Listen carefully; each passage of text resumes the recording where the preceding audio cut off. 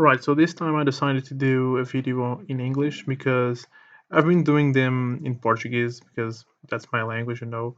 I've been doing this like as a diary of some sorts to keep track of what I've been doing in the stock market. This time I decided to do it in English because I think it would be more helpful to more people if I would talk in English. Today, I would like to have a deeper look at SEMAPA. This is a Portuguese company. It's absolutely not well known, um, but I think it has potential. It has been in a downwards trend lately, and that's why I've been looking at it because I think soon, or maybe even now, there will be a good entry point to catch to the new growth they are experiencing right now. So here we can see what they've been doing. They are a company, so they are a holding company which holds several other companies, or at least slices of those companies. Uh, they are mostly focused on the pulp and paper and also cement. That's the biggest part of their business.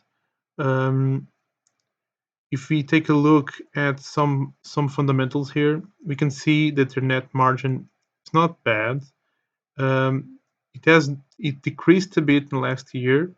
It decreased a lot in the last quarter. That's what these results have been reflecting, right?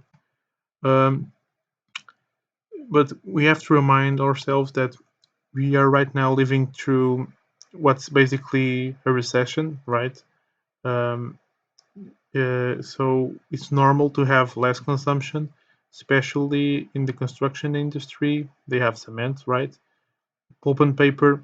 I think pulp and paper is a much more um, constant business, but still, costs have been going up, right? Um, Something that's interesting is that their debt has been going down every single year, in every single quarter. We can see that they are profitable and they have been beating expectations for at least 3 years. In the last two quarters, they have been right on expectations. Let's see it better. So this is what they've been doing. Their PE is awesome. It's a PE of 4, right? So it's a bargain. That's why I went to look at it, and also because as someone who is from Portugal, I have a bit more contact with this. We can see that the vast majority of their business comes from pulp and paper. It comes from mostly Europe and Portugal. Although they have been diversifying, they have been investing in places like Algeria and Tunisia. So they have been starting to expand their business, and that's why I'm pretty bullish on them. They also pay a dividend, which is not great. I wouldn't buy them because they are dividend payers, but it's also a little bit bonus. Um, we can see that they can cover their depths right now, so they are in the green right there. Taking a better look at what they've been having. Um, where is it? Oh, right. I like to see the cash flow because here we can see that the cash flow after a bit of a decrease right there, which is the purple one, it has been increasing lately. So I think we are seeing an upward trend. Um, their earnings expectations have been beaten basically every single time, right? So there have always been positive surprise there. And now for a bit of a technical analysis, which I have been doing to it, right? So we can see they had an ascending channel right here, which started an Elliott wave, pretty on the book Elliott wave right now, and then a descent.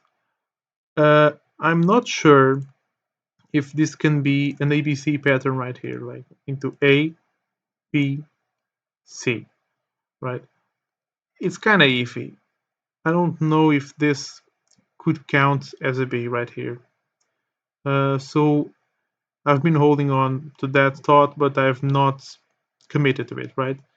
If we do a fib retracement, right? If we check a Fibonacci from the first day to the last day, we can go up and see the lines of support and resistance that we got around here. So we can it it's pretty much there. You can see right there. So it's hold a bit on this line, then it came down. Um, I think that we have a reversal coming soon. Maybe when it hits the green line, right? Let me just edit something here. I think maybe when it hits this line, 1540 euros right there. Let me get this off here because this kind of ugly and it obscures my view. So I think maybe because this is, you can see it has some consolidation here, right? So this is an area where the price feels comfortable in hanging around, and it's going down. The trend is pretty bearish. We can see it right here, right? This has been the last days. Maybe I should go to an hourly chart. Oh, but first, let me take a look at some indicators first. So my favorites are usually the MACD, right? The MACD is pretty bearish. We have a little that cross there, and histogram has no signs of stopping. But if we take a look back, we can see we have, I mean, here we have a big fall right there, but there hasn't been historically that big of a fall in terms of histogram. So I think probably this will be the biggest Instagram rectangle. I forgot its name right now. Uh, but I think the MACD for this company right now is not the best indicator. Let's see some RSI right here. So you can see it was on overbought. It was on overbought. So RSI on this company works wonders. It always signals the right place. Right now, it has not touched the oversold line, but we have to go back again. Very rarely we see it reached the oversold line. You can see here the price was reaching the bottom part of the channel.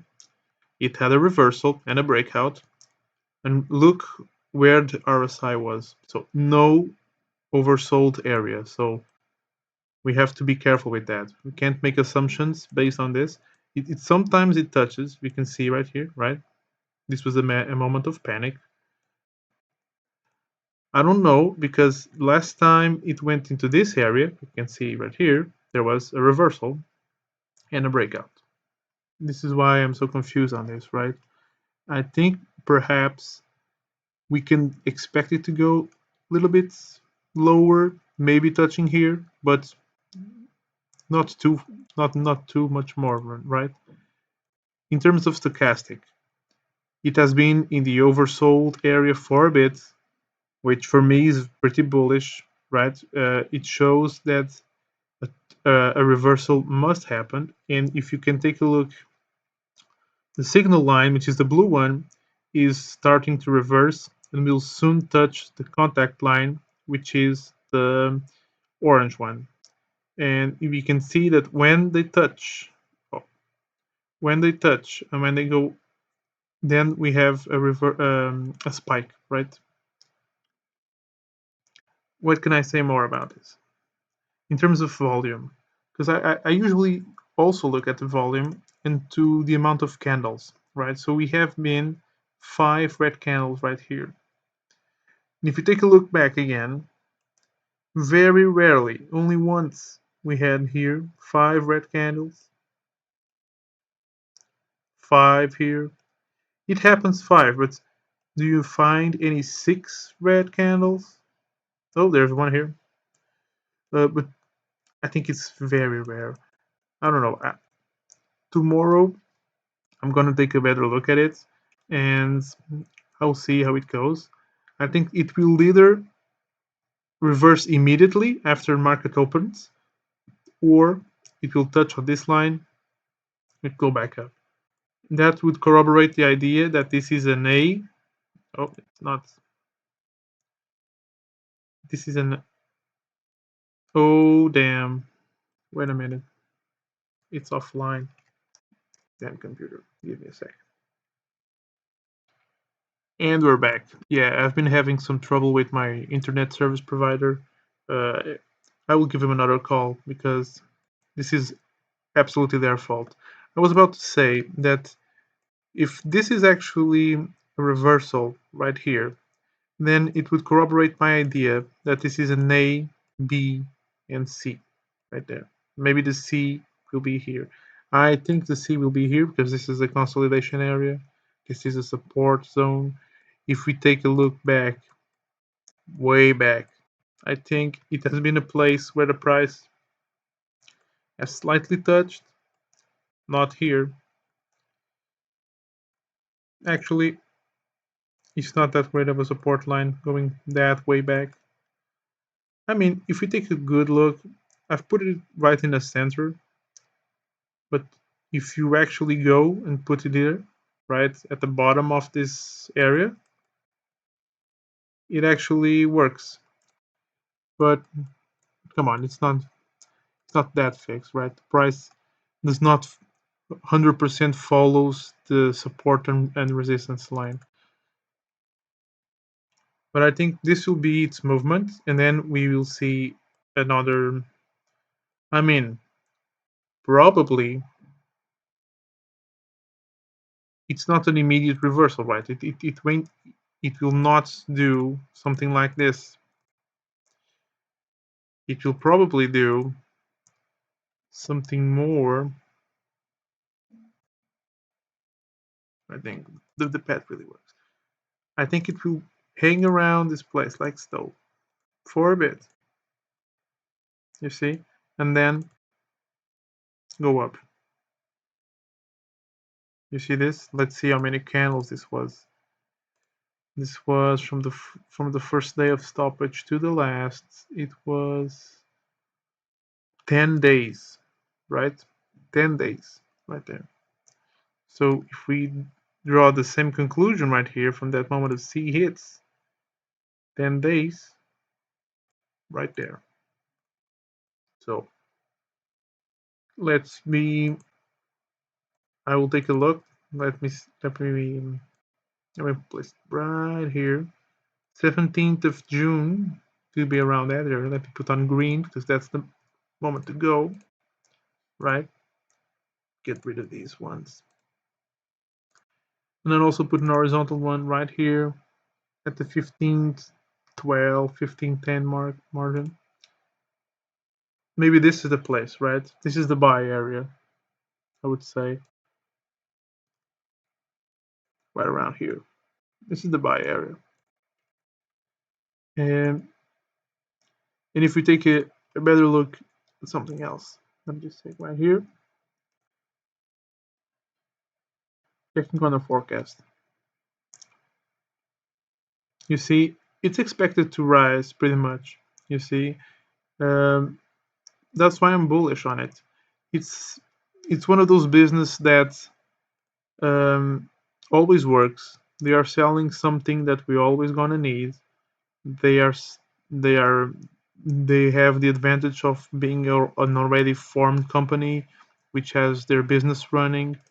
And although it says here sell, of course, because it's falling, I think the sell will not last that much. That's because if we take a look at the moving averages, you're seeing here, so it's above all of them, right? So the growth the company had was pretty much exponential around here, and it couldn't hold up that long, right? You can't stay above your average that far for that long without having some correction. So of course they were going to have a correction, and I'm still bullish because we are now entering the average, the moving average area, right? This is the short moving average, medium and long. I wouldn't say they're going to touch the long, but you look at this. The medium is reaching support level, right? So we have a combination of factors that tells me that we will have consolidation and then reversal. That's what I think. And Thank you for my TED talk.